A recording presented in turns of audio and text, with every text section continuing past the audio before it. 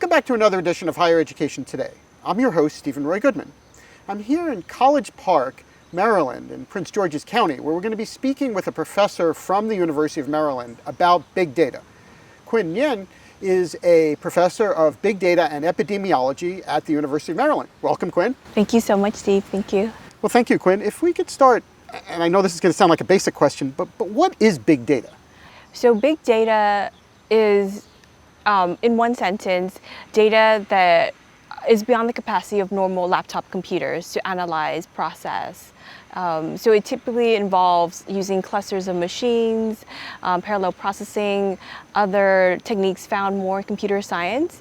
And big data, one of the reasons it's so big and it's kind of non-traditional in regards to the many data sets that public health people use is that these data are generally generated from normal activities like medical clinics, the laboratory data, purchase data, social media. So normal everyday functioning of systems generates data, and because these data are always being generated on a real-time basis, they get massive, and that's essentially the kind of data that we leverage for our research.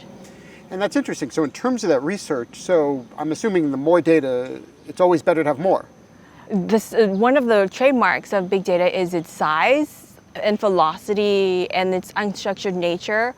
All those make it kind of unwieldy. And typically the bigger, the better in a way, because it can inform, like for instance, most surveys in the US, there's some national surveys, but even the national surveys will only sample a few thousand respondents a year. But then if you use social media data, you're getting hundreds of millions, if not billions, of data points to analyze on a particular topic. And so that helps you ensure that you're capturing heterogeneity in the way people think about something. And then you also get the speed of big data because it's updated like on a real-time basis. So that distinguishes it from health surveys and other data that we use typically in public health. And I'm assuming that there's a difference then in what people would report and what they actually do. Yes, exactly. That's one of the biases of observational research. So even in the context of a health survey, when you ask people questions like, how do you rate your health? Has a doctor ever told you you have hypertension or high blood pressure? All those rely upon people's willingness to report. And that is an interplay of several dimensions. So one, do they feel that their data is protected? So if they release that information to you, will it be protected so that it doesn't stigmatize them or harm them in any way? And also there's things like social desirability bias. So even if they feel like their data would be protected, sometimes when you're asking especially a sensitive question and you have an interviewer there, they might feel reluctant to tell you the truth because it could be an embarrassing answer to them. And so all those can cause error in your data. And even if you're using big data like social media posts, you're relying on people's willingness to talk about their opinions, to report on their behaviors. So all of those biases are still in play, except that we're finding that social media people generally are they report pretty often, like the speed at which they are posting, the speed at which they're engaging in conversations, and they're reflecting on many different dimensions of their life. And it's different from health surveys in that it's more unstructured and you have less control as a researcher because you're not prompting them with questions. You're actually just looking at what they post. And it's like a mini survey, but then you let them tell you what they're thinking. And from that, you're trying to glean some insights. And the insights that we're trying to glean are general. For instance, we assess happiness levels of communities. So we have a happiness map of all communities in the US. And then we also assess things like food culture. So what are the popular foods in a community? And we're finding that those patterns relate to health. So communities that tend to favor higher caloric foods actually have worse chronic conditions. And we also capture exercise mentions and the type of exercise mentions. And then we also capture racial attitudes. So all these are kind of social, cultural, cultural influences that kind of capture like the social context of places, and that can inform the health behaviors that people are engaging in. But you mentioned happiness is one Yes, of the things. yes, happiness. So are people going to be healthier if they're happier? There is like emerging literature on the relationship between happiness and health. Happiness has been related to greater engagement in like physical activity, lower mortality. So it's generally quite beneficial to health. It also promotes like social engagement, but then there's the interplay. If you engage in, like, if you have friends, if you have a dense social network, that typically raises your happiness levels as well. But then happiness, at least in our research as well, we are finding that it relates to lower chronic conditions and lower mortality across areas in the U.S. Well, if we can look at that for college students, as, Yes. as you well know, Yeah. universities, not just the University of Maryland, but many, many universities around the United States are struggling with what to do about the coronavirus and health and happiness of students and families. Yeah. So assuming that students would be happier to be on campus and to take Yeah. courses in person rather than online, how do we assess as an institution whether or not to make students happier versus keeping them healthier? Yes, there's like, right now we're struggling with like a complex interplay of like safety, happiness. I think at the university, I think we're trying to balance those factors. I think some courses are offered in a hybrid model, so especially the smaller courses where students can still come in person if they need to, or that works best for that format.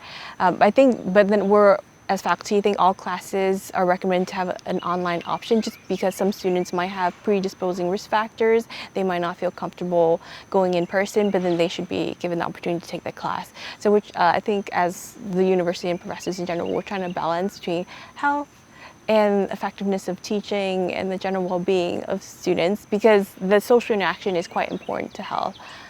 Before, people were like, is social media or online interaction, is that the new way we're engaging in each other? And now in this pandemic, it has brought it to the forefront, and it's one of the primary ways to engage. Zoom meetings, WebEx meetings, Facebook Messenger calls, all those are, to keep safe, are what people are using to interact with their loved ones, and also their professors and employees and supervisors.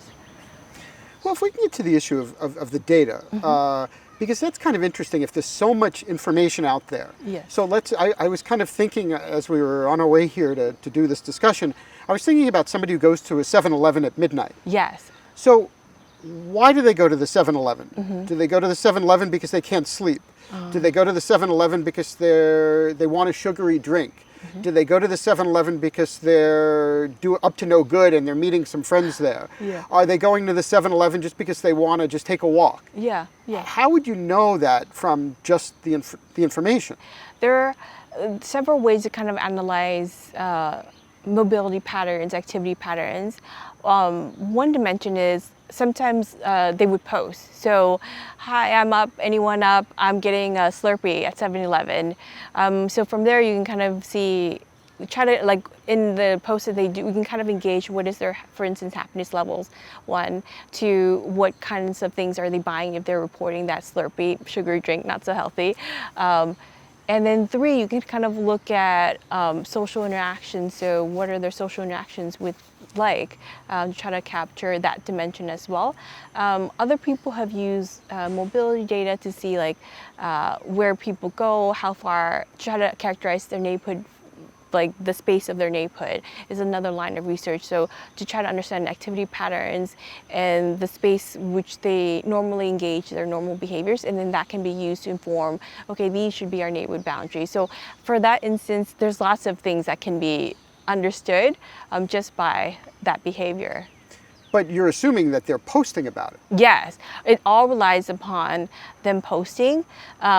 Other people have used big data so we use in a non-intrusive way. We just use publicly available data, but other researchers have actually enrolled participants and asked them to, for instance, wear like monitors where they can track where they go, like GPS coordinates.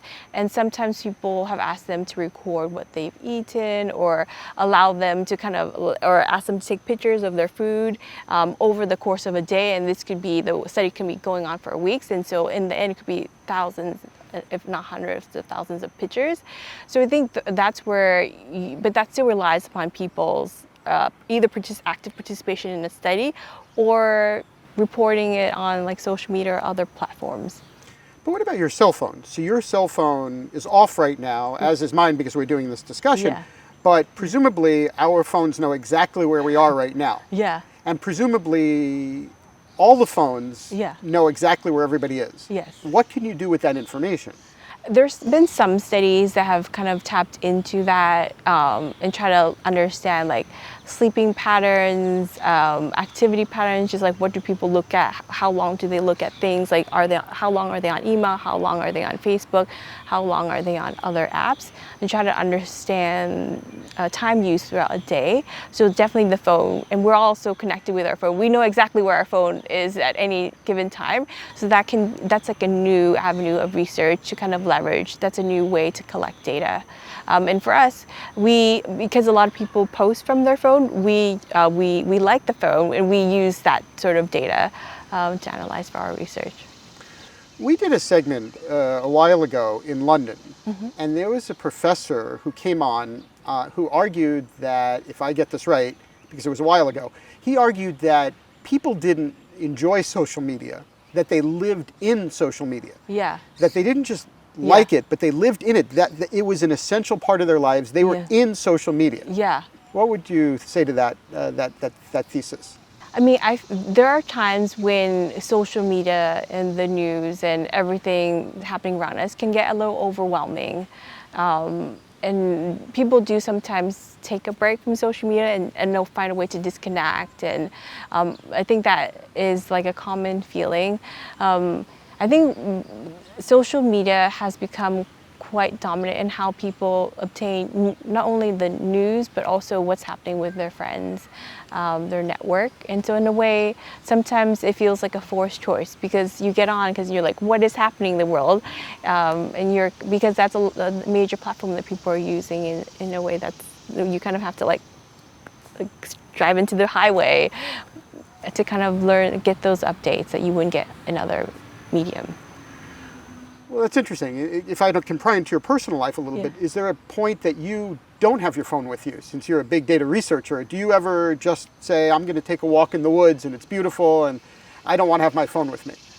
I think I've got my phone as just safety in case I need to make a call or have emergency. But I tend to have schedule my time such that I'm using it for I'll check social media only certain parts of the day, and then I allow slots to write and analyze. So I think it's just that has helped to kind of compartmentalize checking your phone for certain things. So like you say, I'm going to do like 30 minutes of social media at this time, check my mail at this time, these intervals throughout the day, and that can help you free up mental space in a way and get the things you need done. Well, if I can ask you a political question about this. So let's assume that you were involved in a political race. Mm-hmm. And you analyzed that people who shopped in one store were more likely to vote for a particular candidate than people who shopped in another store. Yes. I assume that's a use of big data. That can be, yes. So you can kind of shopping preference, store preference, car preference, all those can be used to kind of correlate people's voting behaviors, health behaviors. Yes. I mean, there has been kind of related, there was a study where they looked at cars parked in the street, because when you're driving anywhere, you're saying, oh, all these cars parked, can I use that data for something? And people actually use it to predict demographics of an area. So just on the make, model, and year of a car, that maps on pretty well to demographics. So kind of things like that you might think, oh, what can I use with that data? It can be used to predict very strange and creative things that might be useful, because demographics, for instance, get updated not too often, but if you need a more timely update between census, then that might be a way to do that in a creative way. So that was an interesting point about creativity. Can artists use big data in some way? I think so. So I think one thing that comes immediately to mind is like they can use big data to try to make like my son loves cartoons, make animations perhaps more realistic, to look at, okay, how do people naturally walk, what does sand typically look like, and incorporate that so that they don't have to manually draw everything, but it can kind of incorporate what real life looks like, but then overlay that with some animation as well. Things like that, like the leaves falling, things like that are quite difficult to draw and capture, waves rolling. Interesting. And also, I guess as you're saying some of this, I'm also thinking about issues of privacy. Yes. So let's say I went to the 7-Eleven last night at midnight because I wanted to be private. But is it really private? Obviously, if I'm posting about it, it's not. But let's say I wanted to do it just privately, but yet I had my phone on me, so now my phone provider knows that I went to the 7-Eleven at midnight. Yes. So for researchers, we're very concerned and mindful of privacy, because if people feel like their privacy is violated, they would be less inclined to participate in research, and then all research would suffer. So for our team, we only, like you said, use things that people publicly post, so they're aware that this is made public, and then also on top of that, we never release individual level observations. So in our papers and our reports, we always aggregate over large areas like a zip code, county, so that they're anonymized. So there's, even though that there's that behavior of buying a Slurpee at 7-Eleven, that is subsumed under hundreds of thousands of posts in that zip code. And so they contribute to the patterns of that zip code, but are never brought out or as an individual observation. But let's take that further, if I could go a little further on that. So let's assume that a lot of people were getting Slurpees and having a lot of sugar at midnight, and they were gaining a lot of weight, and therefore they had to go to the doctor more because they were gaining weight. So now the city of XYZ, or the doctors of XYZ, or the hospitals of XYZ have an incentive for people to have fewer Slurpees. Could we do anything with that information? Yes. So we have published papers looking at the foods that are popular across small areas. So we have the most popular foods by zip code, by census tract. And so we can kind of identify if a certain zip code favors very high sugary food and very high caloric foods, there could be perhaps more health promotion activities in that zip code to try to encourage alternatives. And so that's one way to use big data, to try to understand the activity patterns and health behaviors, and then do interventions to try to promote health. Public health and individual rights have always had this tension. So for instance, a classic example is seatbelts, and whether we should have mandated seatbelt wearing or helmet wearing. And so if we mandate it, that means we take a little bit of, like, we're infringing on, in a way, people's choice to choose whether they buckle their seatbelt, but at the same time, we might be saving their life. So it's a choice that societies have to make to decide, like, where are the boundaries of that? When is it an overall benefit versus an overall cost? There's always, like, cost benefit analysis and trade-offs of any public health. And I'm assuming that there are other big data researchers at other universities. And my question, I suppose, as a follow-up is, are they drawing that line in terms of privacy in different places than perhaps you are, or another professor at the University of Maryland might be? I think as public health researchers and researchers in general, I do feel like we do remember privacy at one of the forefronts of the work that we do. Because for each study that we do, we submit an IRB application to Institutional Review Board that reviews our work before it even starts, to kind of make sure that it is protecting human subjects. that risk is minimized. And so I think as researchers, that's always one of the core things that we look at before a study even begins. And so I do think that the research community is quite mindful to that. Let's say I was an undergraduate student or a graduate student at the university, and I wanted to study your field and get into your field. What courses would I take to do that? Yes, that's an excellent question. So we also have my research lab has students from high school level all the way to postdoc. So any person at any level can engage with our research. And for me, my personal opinion is like anybody can contribute. The skills that in our work that we're finding that we use again and again are one, computer science, two, geography, because we look at the influence of neighborhood characteristics and we map a lot of our data. And then three, engineering. And the engineering part comes from the computer vision interest. And so we're leveraging a lot of computer vision models. And so computer science is like for data management, big data processing. The geography is to map and do spatial analyses. And the engineering is to do computer vision. So those are the three, and informatics in general. Those are the core skills. And would that be so of other universities as well, in your opinion? Yes, big data is emerging as definitely an interest to just like general students, so not even in public health, but just schools are starting certificates in big data, for instance. And the skills that I've seen offered by those certificate programs include data mining, data management, data visualization, algorithms, deep learning, machine learning. So those are those are some of the core classes that kind of a big data certificate would have. And what do you see, what departments, do you see interacting with any social science departments? Yes. So my research draws a lot from sociology and the social theories found there. For instance, collective advocacy, social cohesion, the impact of neighborhood disorder on health. That's also informed by crime theories. And so I am a social epidemiologist by training, so I merge a lot of the social kind of constructs in theory with how they apply to public health. But the way we carry out our work is to leverage these emerging technologies. So it's an overlay of many different disciplines. Well, that's interesting. If we could say a word or two about the coronavirus, we're living through that right now.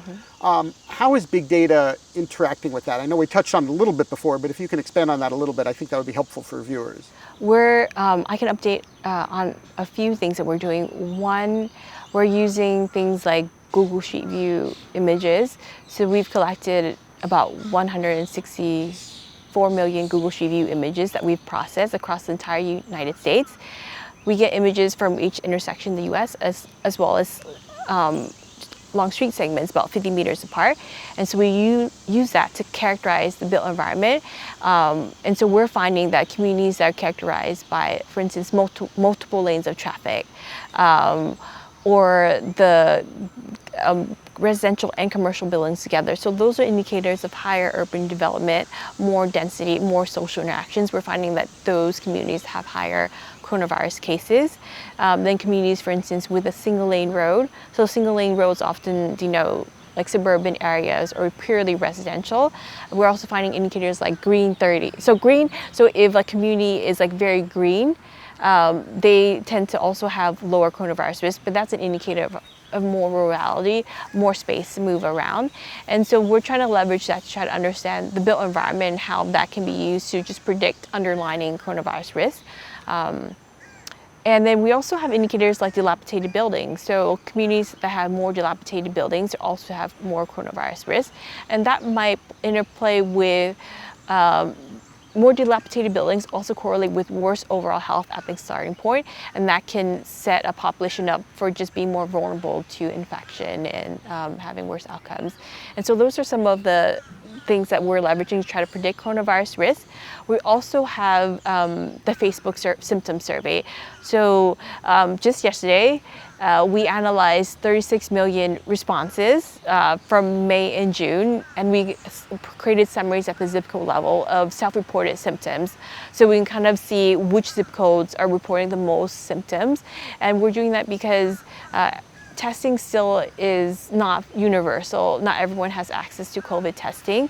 And so the Facebook survey is a way to try to understand the burden of COVID in another way beyond testing. And because the survey is released every day, responses are coming in every day, we can use this to monitor the evolving nature and evolving distribution of COVID by self-reported symptoms. But again, it's self-reported. Yes. A lot of what we rely upon, because even testing is because people have to be motivated enough to get testing and then have enough resources to come to a test. With the Facebook survey and social media posts, they have to have the motivation and willingness to post and to respond. So it always involves like a willingness to do that. But given that the responsiveness of people, like 36 million, just over, that's unheard of usual surveys.